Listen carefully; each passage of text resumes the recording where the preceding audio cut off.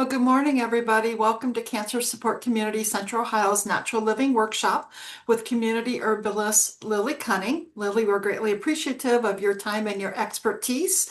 And today's topic, Lily's going to be talking about stress management and emotional well-being. So, Lily, welcome and so glad you're here. Thank you so much. Yeah, it's always good to do these. And I miss it when we miss December, so I'll be looking forward to coming back in January. So let's go ahead and get started. I'm going to share my screen. There we go. Everybody can see it, I hope. All right. So today we're going to be talking about natural stress management, general emotional wellness, and how to handle it with both lifestyle changes and supplementation. Uh, so let's get started. Um, so first off, people, I think, especially in the United States, we live with like this baseline level of stress from a lot of different factors, personal, environmental, political, financial. Like there's just so many different reasons why someone could be stressed out. And unfortunately, a lot of us have, the really yucky Venn diagram of stressors. Um, and so so let's talk a little bit about what stress is physiologically, because then we can explain why you don't want to experience it all the time. So when your body senses a threat, it starts producing a response. Most people know this as like the fight or flight response. Your body starts producing cortisol so that you can run away from the lion, because that is how your body reacts. Even if it's just an overbearing boss or a looming deadline, it still reacts as if you're being chased by a lion, right?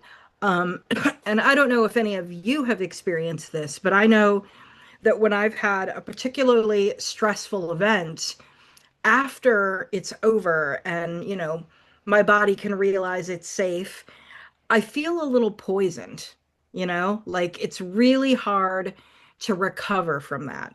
And it is, you have cortisol poisoning, really. You're trying to overcome that huge spike. And so your body is saying, let's rest now, let's recover from your trauma.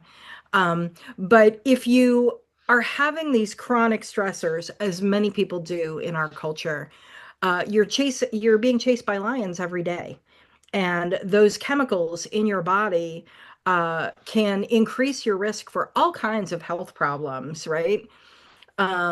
So it can lead to anxiety and depression, which are no joke. Like I know we all talk about, oh, I'm anxious today, or oh, I feel depressed, but anxiety and depression clinically um, are huge problems, huge emotional dysregulation that affects a lot of ability, physically and emotionally and mentally, to get through our days. It also can cause digestive problems, heart disease, all kinds of cognitive impairment.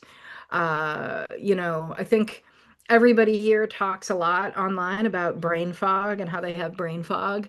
Um, and I'm not dismissing that, because I think that all of us live under a lot of stressful conditions, and it takes its toll. Um, Today I'm drinking my little mushroom coffee, mhm, to help me with my cognitive impairment. Like, why did I sleep in today when I had to get started right away? I don't know. Probably because I didn't look at my planner before I went to bed. But and also your immune system can really be impacted by chronic stressors. So we need to learn to lower our body's responses to things that aren't lions. We still want it to react the right way when we have lions chasing us, but you know, there's just so much out there, right? To cause problems. And the thing that I would like to remind everyone is that you cannot control any of that. You can only control what's going on in your life. So we're going to focus on what you personally can do to control your immediate environment, your interactions, your body.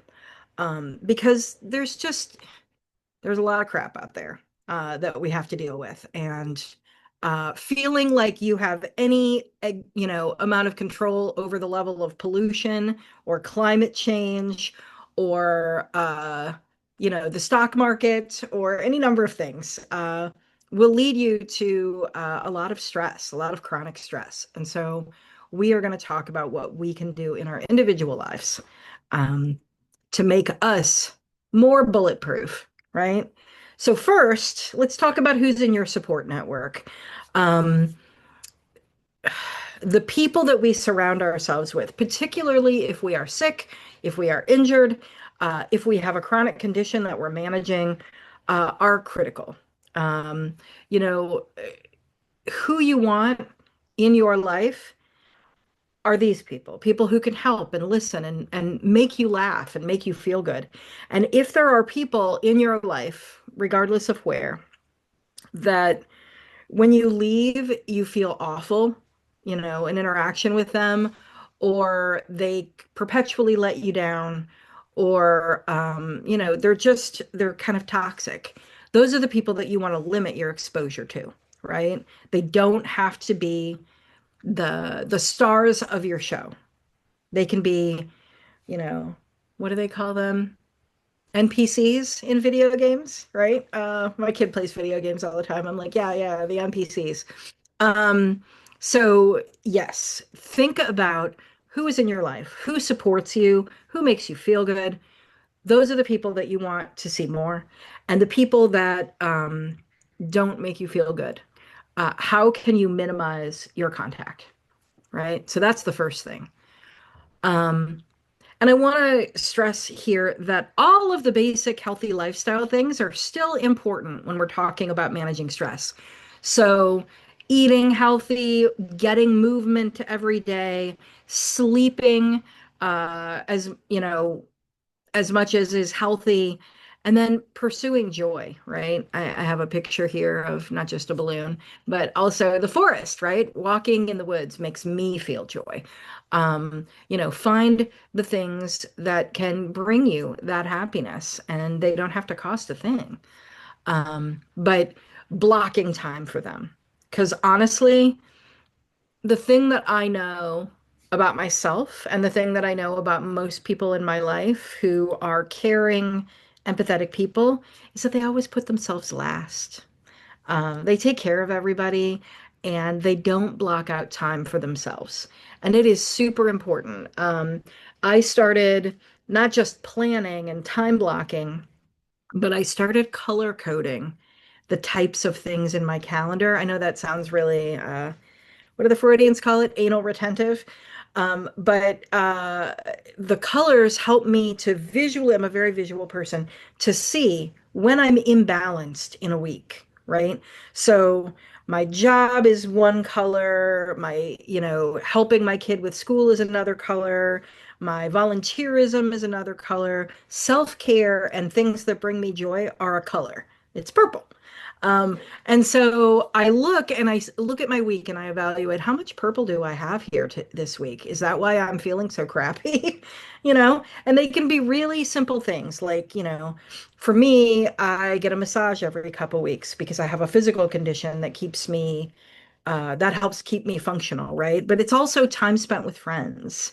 And it's also, going to the Y and swimming. Like just those things that I do for myself that bring me happiness and make me feel better. Even if they don't make me feel better in the moment, like weight training. I still label it purple. Um, but the other thing that can help regulate stress is being present. And so we're going to do a little exercise here. I hope you'll indulge me.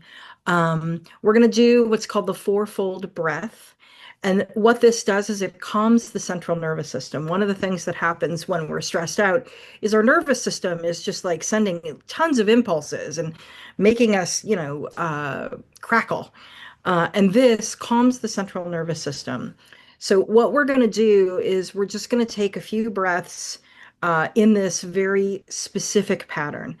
We're going to count to 4 on every step. We're going to inhale for 4. We're going to hold it for 4. We're going to exhale for 4. And then we're going to pause for 4 before we take that next inhale. Um, and I tend to do this for about 10 minutes when I'm feeling out of sorts. And it does really bring the nervous system back into a normalized state. So here we go. Um, and I'm going to give you a couple things to think about as you're doing the breaths. So feel free to close your eyes or keep them open, whatever you like to do.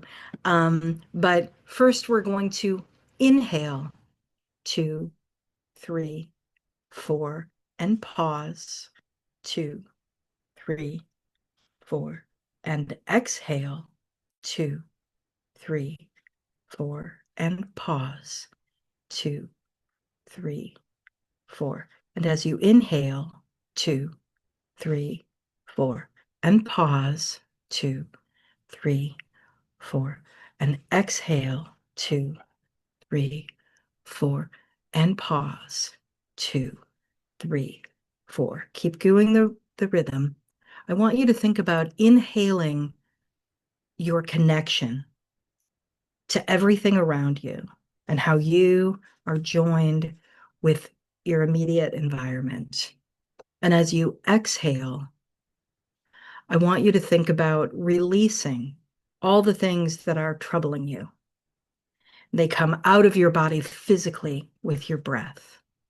And as you inhale, you're inhaling connection and love and support. And as you exhale, you're getting rid of that doesn't serve you, right?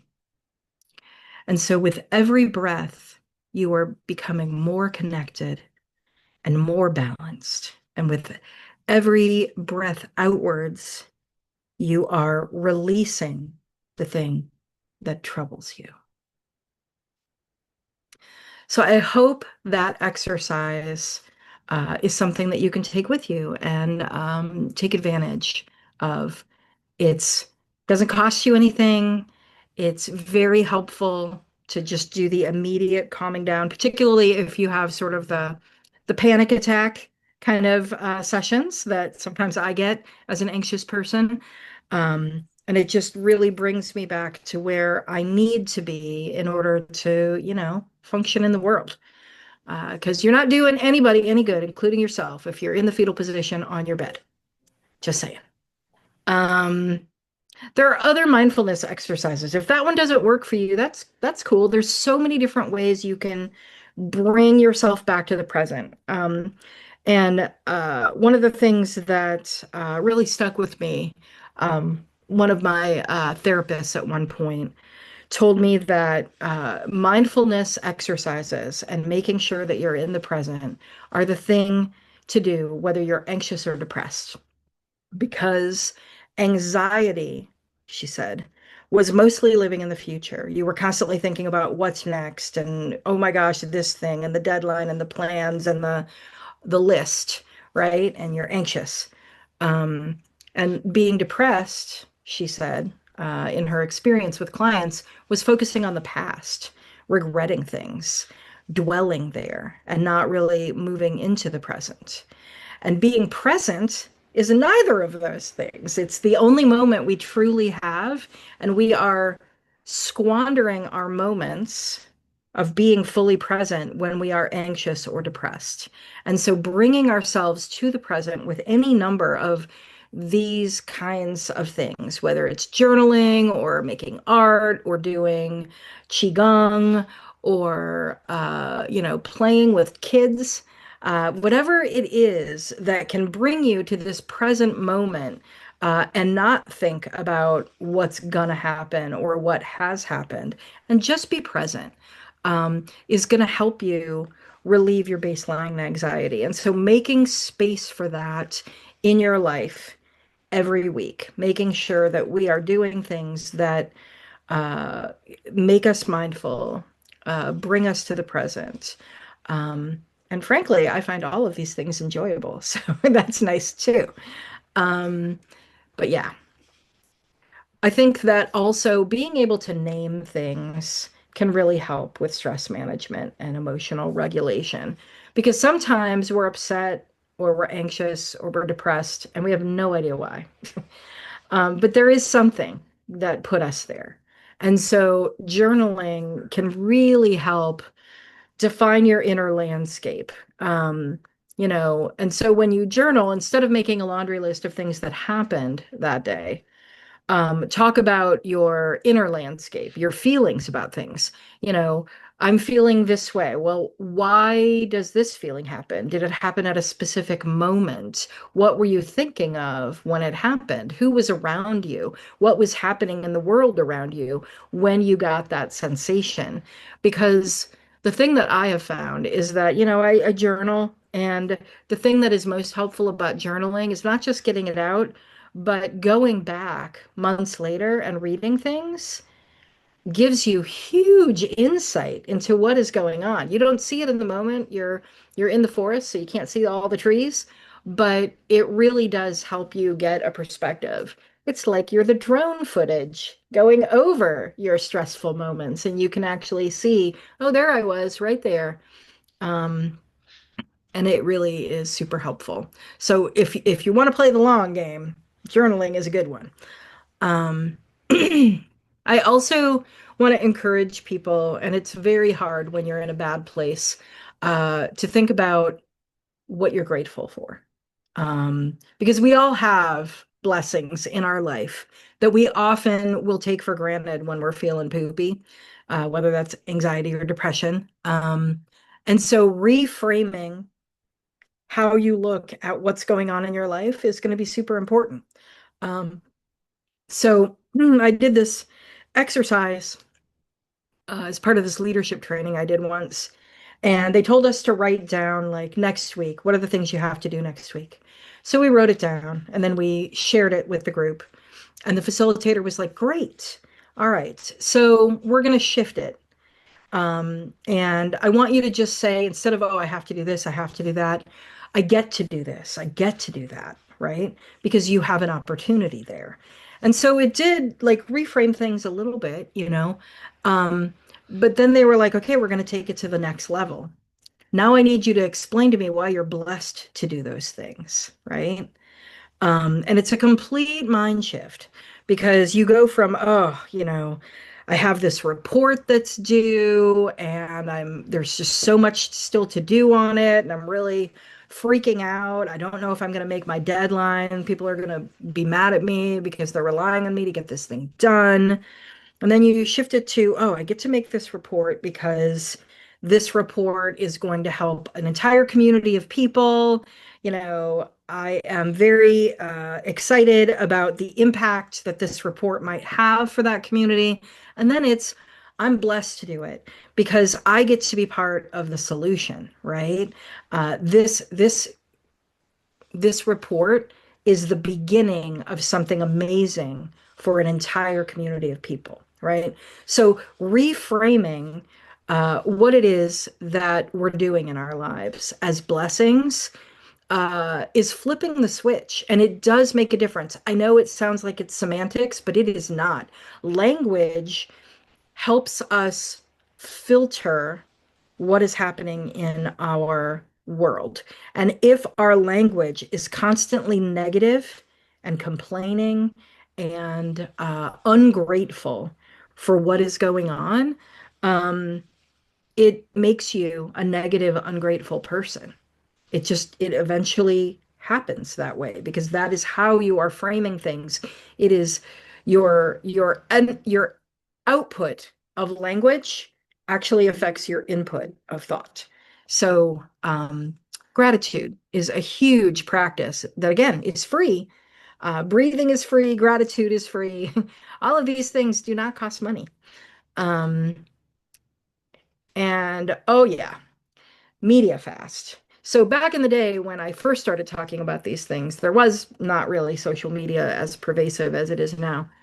So now there's a hyphen, social hyphen media, right? The news can be really overwhelming, particularly nowadays, and a lot of bad news out there, a lot of really disturbing things.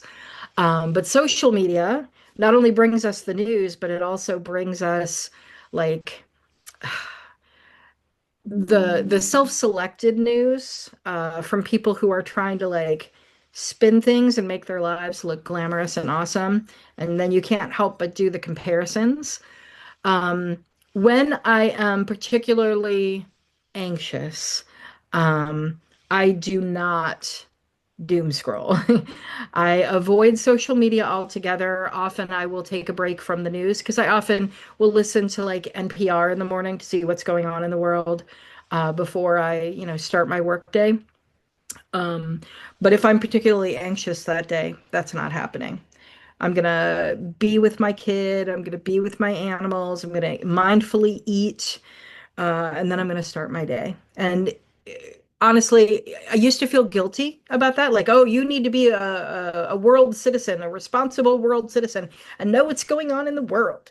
And I would say that I'm probably, even with my media fasts, I'm probably more informed than a lot of people I know about what's going on in the world. So taking a break for a day or two isn't going to all of a sudden make you miss the big picture. So it's a way of getting rid of things that inevitably don't make you feel good. Um, it's funny, like I think we all know that social media doesn't make us feel good, and yet we continue to do it. Um, but yes, and then letting go of what you can't control. Um, I'm kind of a control freak. I like to think that I can make big changes for me and everybody else in the world, and that, I know the right way to do things. I get that from my mom. But there is so precious little that we actually control in the world. Um, when you're flared up, breathe. And, later you can reflect on it and figure out, like, how do I change my immediate reaction? Because your immediate reaction is the one that's going to be the hardest to change. You can change your long term, you can change your strategy, but it takes a while to get rid of that trigger response. But you can do it. The Buddhist philosophy of letting go of attachment is so interesting to me. I misunderstood it for a long time. And what they mean is like being attached to the lust of result, right? Um, deciding in advance what you want something to be like. You're trying to attach yourself to an outcome or attach yourself to things. Some people attach themselves to things. Um, but when those things break or when you don't get the outcome you're looking for, it causes suffering.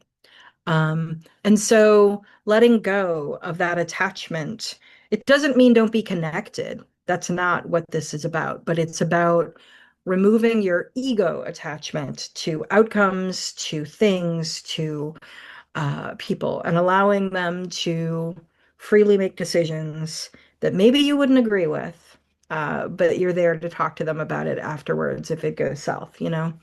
What is not in your control, being able to really identify that and release it and just say, okay, whatever happens, happens, and I'm still going to be here and I'm going to do this. Um, it really does make a huge difference. But now we're about at the halfway mark, and I'm an herbalist, so we're going to talk about some herbal supplementation to help you with stress and emotional regulation. First, are adaptogens. Now, adaptogens are a class of herb and sometimes mushroom that A, help with the cortisol response. They tonify or strengthen the adrenal glands because people who constantly are spewing cortisol, their adrenal glands get tired. So they do that, but then they also do other things in the body.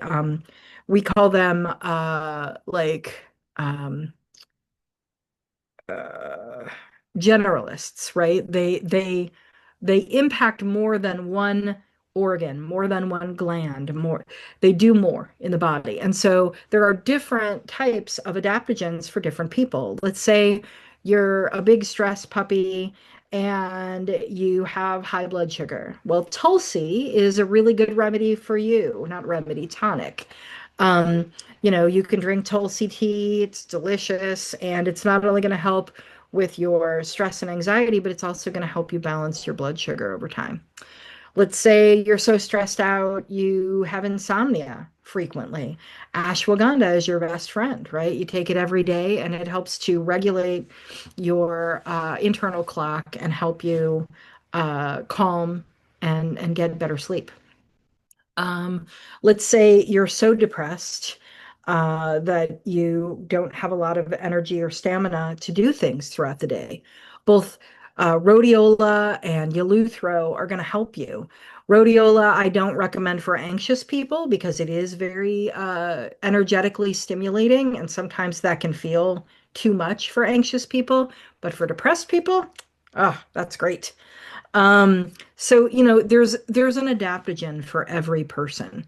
And working with a practitioner to figure out which ones might be good for you would be the way to go. And some of them, a lot of the mushroom adaptogens in particular, are really great for people who are surviving cancer and are in treatment or recovering from treatment because they're immunomodulators. And what we mean by that is they help the immune system normalize, come to a healthy homeostasis. Um, I often give immunomodulators to people with autoimmune dysfunction. Um, they aren't immune stimulators and they're not immunosuppressants. That's what Western medicine tends to have, the ups and the downs. This is all right, let's even it all out and let's make it, work better, a modulator. And we have a lot of them in herbalism, including the ginormous mushroom that this lady is kissing. This is reishi, the mushroom of immortality. And yes, it is that shiny. It looks almost like it's lacquered. It's really cool. And reishi is just such a great friend. So yeah. All right. And nervines. So, in addition to adaptogens, nervines can really help, particularly anxious people. There's a nervine for every kind of anxious person. When you need to chill out, when you need to take the edge off, nervines are great. And not just nervine sedatives, right? Things that would make you sleepy and go to sleep, but nervine tonics, things that make the nervous system also function a little better. Because also, if you're one of those people with all those cortisol spikes, your nervous system is exhausted too, right? The hormones get released and your nervous system immediately responds. And it's also the first one to shut down.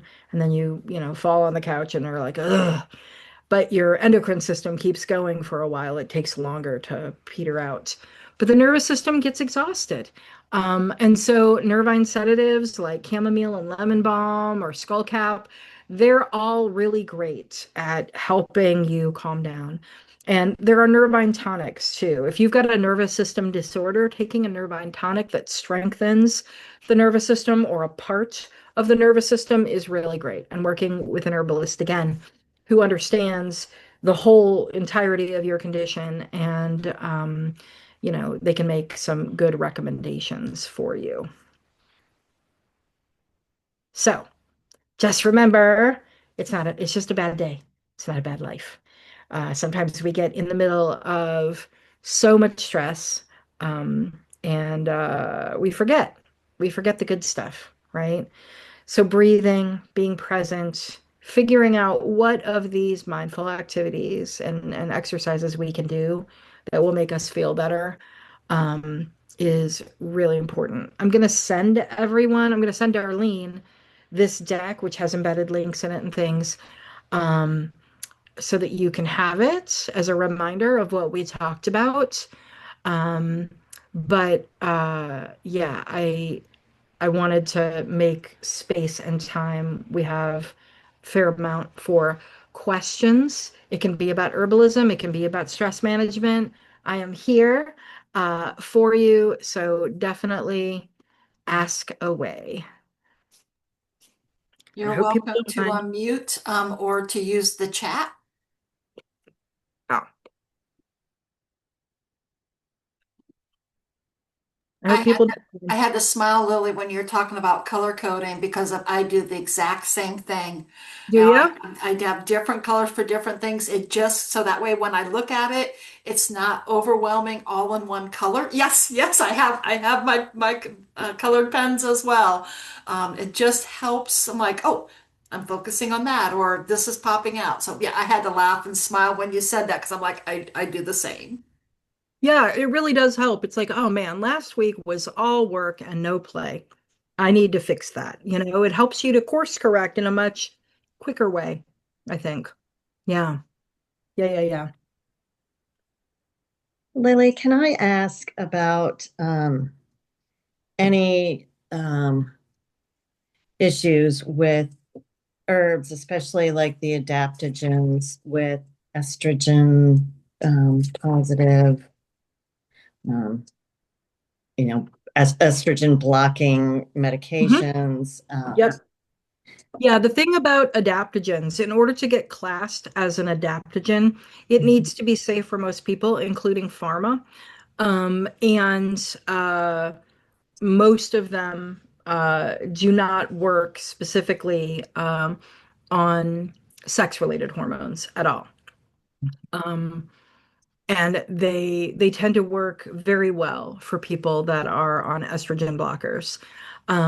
There is a really fantastic video that you can find probably on YouTube.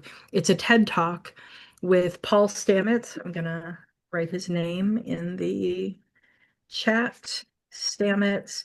He's the world's foremost mycologist, right? He works with mushrooms and has for a long time. He worked with his mother, who didn't tell him that she had stage 4 breast cancer until it was really debilitating her. And so he got her on a regimen of turkey tail. Um, and in the end of the TED Talk, she comes up on stage. She's quite elderly. But she hobbles onto the stage and everything, and she's no longer in danger. So even with estrogen sensitive conditions, you can use most mushrooms. But I highly recommend not just seeking out random stuff on the internet and then buying it. I recommend working with a practitioner who understands you, your condition, your constitution, your symptoms, and making recommendations for you. Yeah. Okay. Because I did have a doctor who was fairly, well, she was in integrative medicine, and she kind of cautioned against ashwagandha for me. And I wasn't sure why, or I forgot to write down why. But, Hmm. Okay. um, but yeah, but We there can would definitely be talk other about things. that. I can take a look at your current circumstances and Okay. probably make some pretty educated guesses about that. Okay. Think about medical doctors, and this is um, just a product of how we train medical doctors, is that if they do have information about supplements, it's very narrow. Um, and they're usually like the don't do this because it could open up a door to something. Um, Whereas people who are, they're narrow in their focus, right? They train and they become oncologists, right? And so they're not aware of a whole lot of other things going on because they're really focusing on cancer. And, we need that. But also, we need folks to connect the dots and see things and make sure that we look at the whole picture. And that's what a holistic practitioner does. And generally speaking, holistic practitioners, whether they're Western herbalists like myself or doctors of Chinese medicine or Ayurvedic doctors, They look at a much bigger picture and they have a much more comprehensive understanding of what herbs do in the body and when they are not appropriate. But yeah, I'm happy to have that conversation with you about ashwagandha in particular, or finding something like if you're looking at ashwagandha just for stress management or insomnia, there are other things if currently you cannot take it. Yeah. But yeah, I put in the chat Paul Stamets and Turkey Tail. If you do a search for that on YouTube, I'm sure you will find the video that I'm talking about. It is a TED Talk. So that's another thing that you can enter. But he's awesome. Oh my gosh, I have, I think, all of his books because he's written several different kinds of mushroom books, obviously mushrooms for medicinal purposes, but also the best way to cultivate them. Also, um, there's this one called Mycelium Running, which is about how mushrooms can save the world. They can clean up oil spills. They can take out radiation in the environment from, nuclear power plants that went, crazy. So can sunflowers, by the way. Um, but it's just mushrooms are amazing and weird, and they do so much. And it's really fascinating to learn about them. So yeah, I recommend him as an author too. He's just really great. Yeah.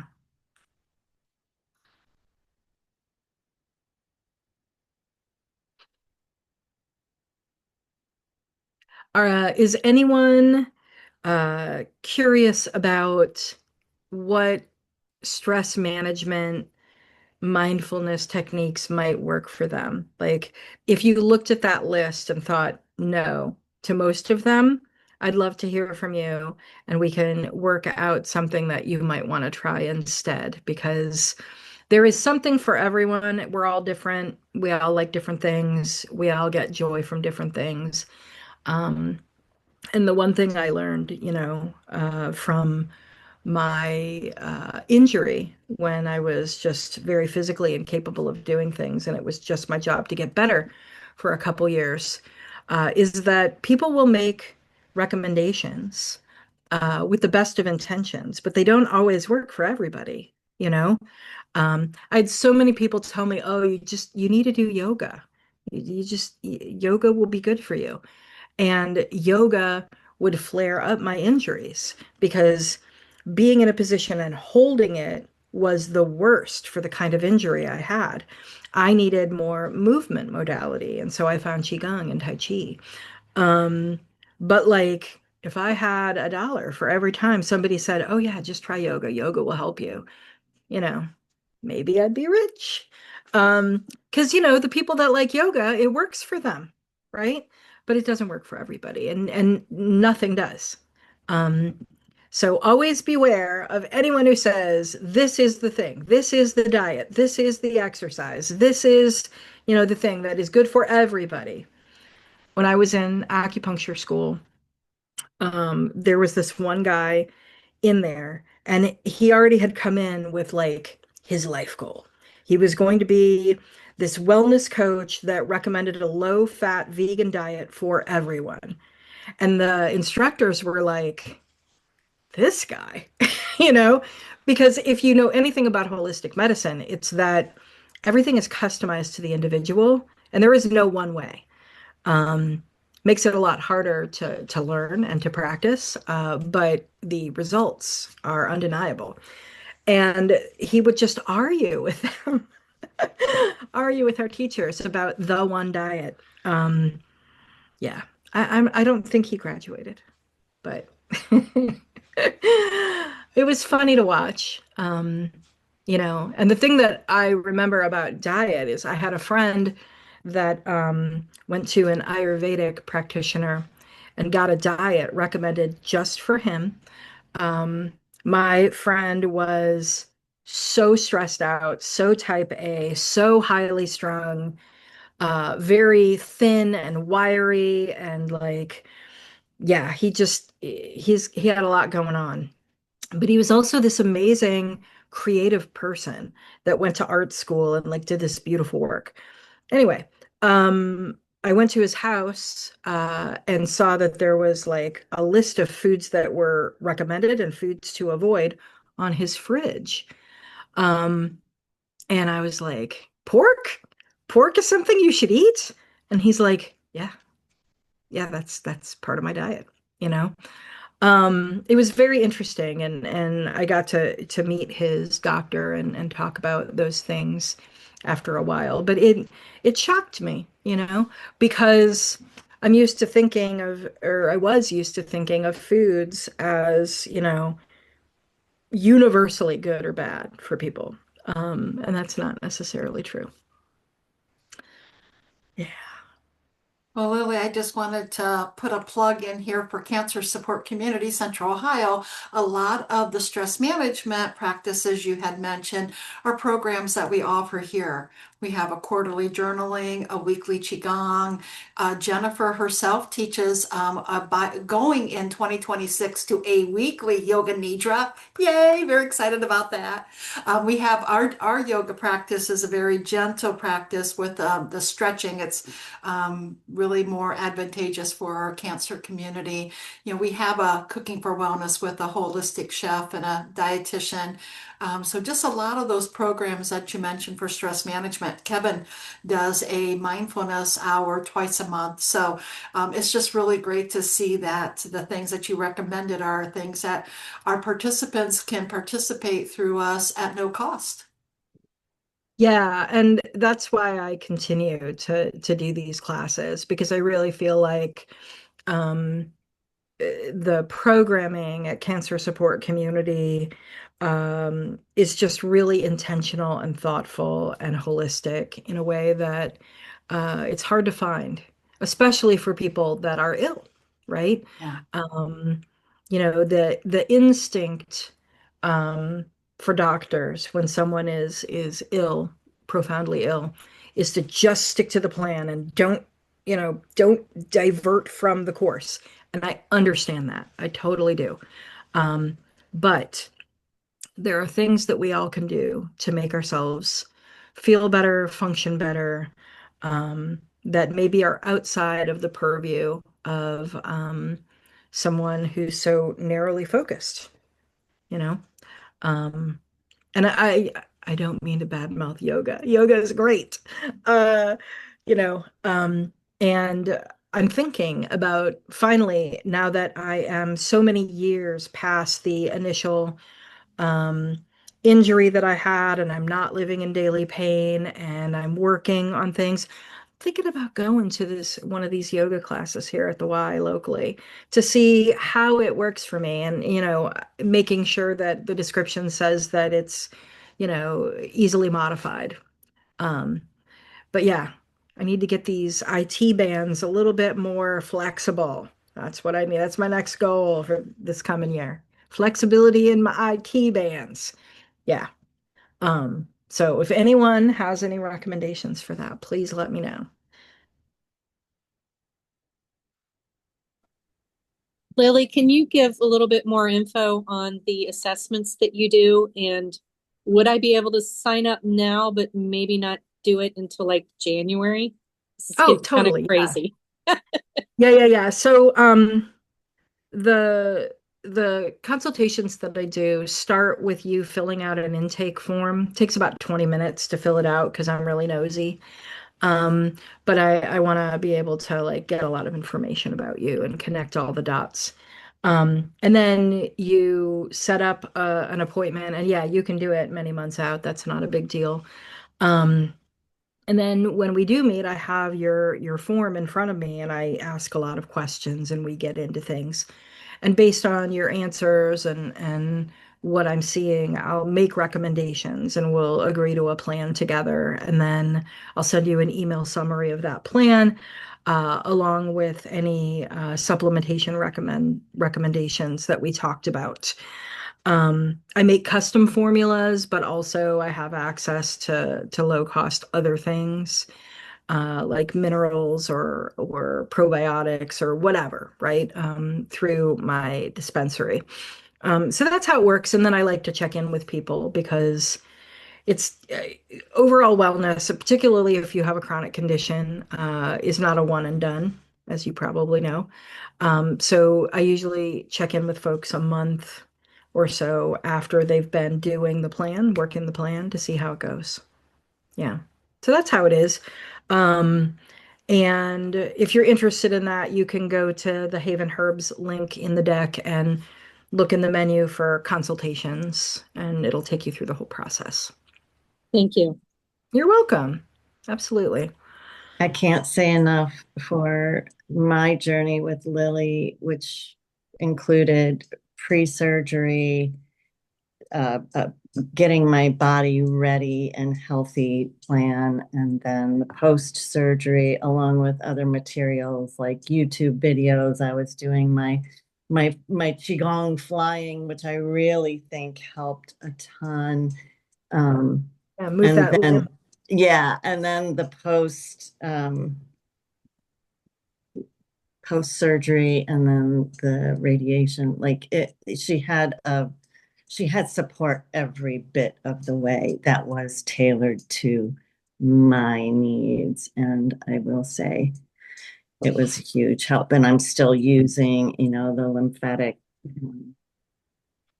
Yeah. cleavers. Yeah. And I mean, that's my goal is to make Yeah. people feel supported, and that they have someone. I mean, honestly, there is a lot wrong with our modern medicine, the way that we run it. And because it's run by insurance, often we don't see a doctor for more than like 5 minutes. We don't feel heard. And there's no time to really connect the dots, you know? And so that's my goal for everything is to make sure people get the support that they need, make sure that the dots are being connected, make sure that you are listened to. Yeah, that's the main thing.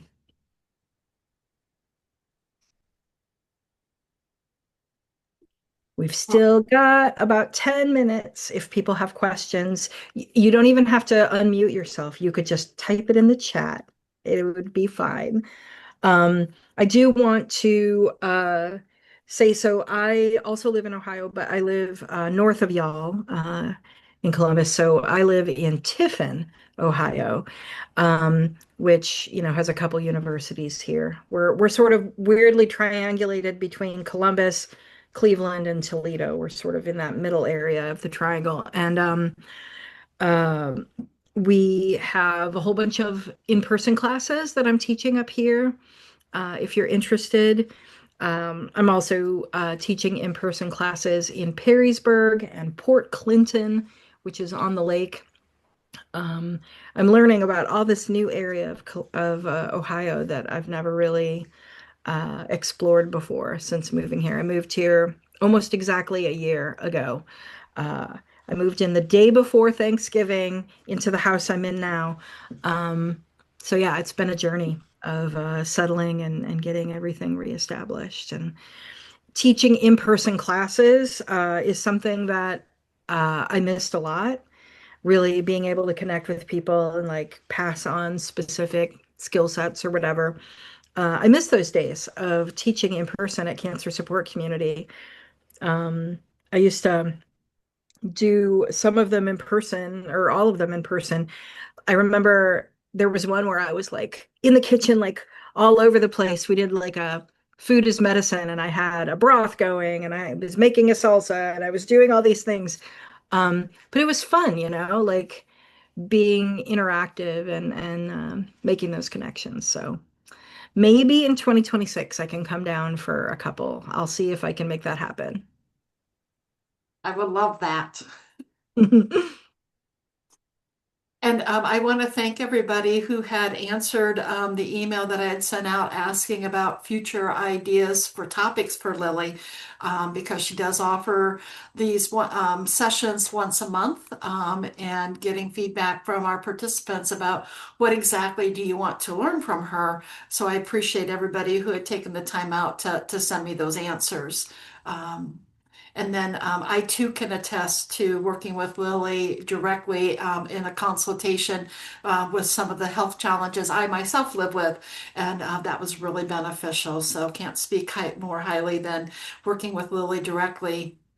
and being able to purchase through her dispensary the extra items that I wanted to incorporate into my life and at a discount was very beneficial. And I think even more so now in today's society where things are just a tad bit more expensive than they were even, 2 years ago. So I Yeah. want to thank you for that opportunity as well, Lily. Yeah, of course, of course.